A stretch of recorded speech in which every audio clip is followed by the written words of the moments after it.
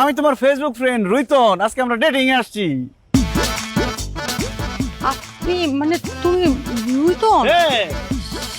একটু চেক করে নিই। আল্লাহ, তাই তো, সত্যিই তো তুমি রুইতন। তা এতগুলো মাছ নিয়ে আমার সাথে কেন দেখা করতে এসেছো? কারণ সোনিয়া, তোমার দেখলেই মনে হয় সুই, তাই তোমার জন্য নিয়ে আসছি রুই। ওই দেখো গরু খায় ঘাস, তোমার জন্য নিয়ে আসছি পাঙ্গাস। তোমার দেখার পর হয়ে গেছি পাতলা, তাই নিয়ে আসছি কাতলা।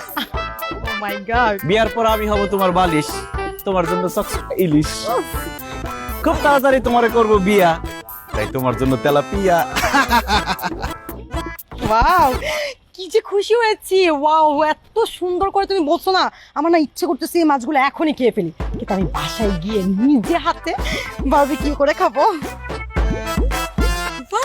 আর তুমি যদি আমার বিয়া করো, তোমার মাছ খাওয়াইতে খাওয়াইতে পুরো মৎস্যকন্যা বানাই ফেলামু।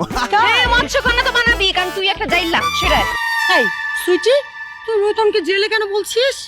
কারণ সে জাইলা, মাছ ধরে মাছ বিক্রি করে। ছি ছি ছি ছি ছি, এইরকম একটা ছেলের সাথে ফেসবুকে কথা বলে আবার দেখা করতে আসছিস তুই? হোয়াট? রুইতন, সুইটি গুলো কি বলতেছে? তুমি সত্যি জেলে তুমি মাছ বিক্রি করো? মিথ্যা কথা বলতেছে। আমি জেলে হইতে যাবো কোন দুঃখে? আমি তো স্বর্ণ ব্যবসায়ী। আমি আর আমার বাবা দুজনে স্বর্ণ ব্যবসা করি, দুবাই থেকে স্বর্ণ আনি। কি, তুই আর তোর বাপ স্বর্ণ বিক্রি করস? দোস্ত, তুই আমার কথা বিশ্বাস করতেছিস না তো? গা থেকে একটু স্মেল নিয়ে দেখ, দেখবি মাছের বিচ্ছিরি গন্ধ আসতেছে। দেখ দেখ। ও মাই গড, তুই তো সত্যি কথাই বলছিস। এই ছেলে, এই তোমার গা ভর্তি তো মাছের গন্ধ। তুমি যদি মাছ বিক্রি না করো তাহলে তোমার গা ভর্তি মাছের গন্ধ কেন? ওই সোনিয়া, তোমার সাথে দেখা করতে তোমার জন্য মাছ নিয়ে আসছি না, ওইটা গায়ে লাগছে তো ওই জন্য গন্ধ আসতেছে। এই খবরদার, সোনিয়া বিশ্বাস কর দোস্ত, আমি সত্যি কথা বলতেছি, এরা মাছের বিজনেস করে। সোনিয়া, তুমি ওর কথা বিশ্বাস করো না, সে মিথ্যা কথা বলতেছে।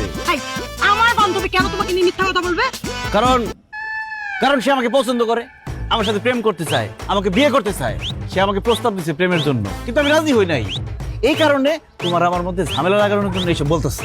ওরে আল্লাহ, কত বড় মিথ্যাবাদী! আমি নাকি তার সাথে প্রেম করতে চাইছি, আমি নাকি তাকে বিয়ে করতে চাইছি।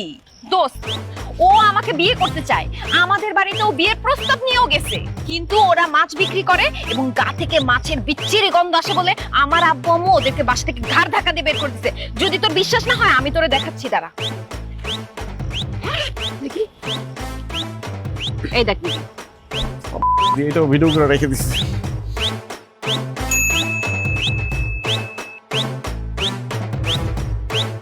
দেখছিস কি?